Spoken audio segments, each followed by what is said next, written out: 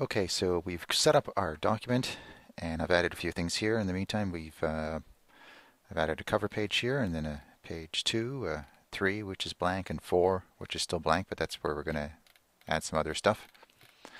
But the first thing we're going to talk about is hyperlinks. So adding a link to your page, and you can add those either by adding a link to an external site, such as a website, or you can add a link that creates an email that opens up your mail program to send an email to somebody, or you can have a link internally that links from one page in your interactive PDF document to another. And that's the first one we're going to do here.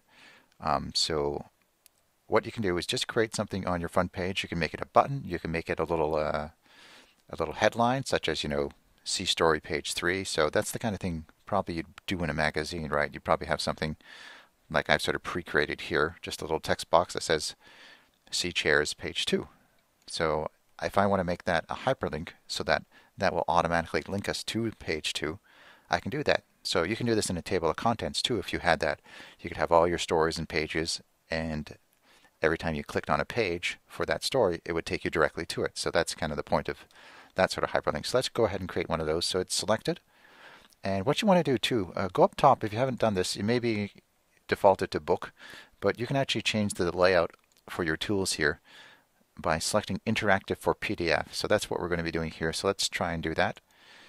And then you'll see you've got some options that come down the side here. One of them is a hyperlink button. So if you click that, the window will pop open, and you'll see down here at the bottom, if you hover over that, it says create new hyperlink. So if I go ahead and click on that, it's going to open up this dialog window.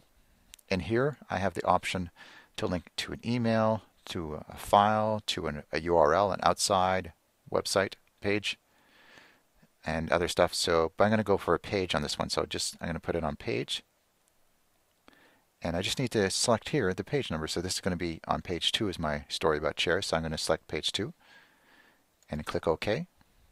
And now that should link to that page. The way you check it is you can click on this little arrow and it says go to destination of selected hyperlink. So if I do that, it should jump to the page 2, which it does. So there you go. So that's working.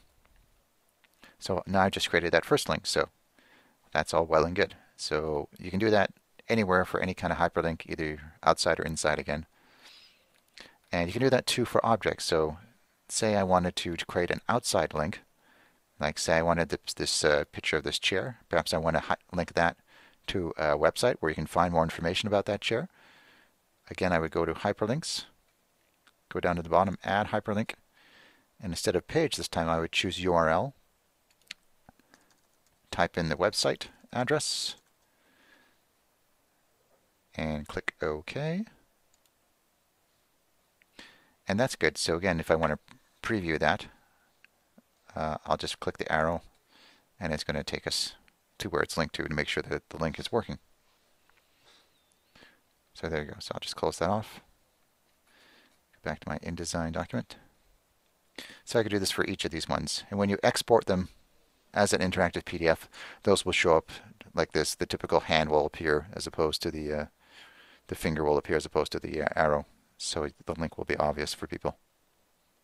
So that's that one. Next video I'm going to do is talk about bringing audio and video in, and there's a little trick to that and a few wrinkles. So I'll do that one separately. So stay tuned for that one.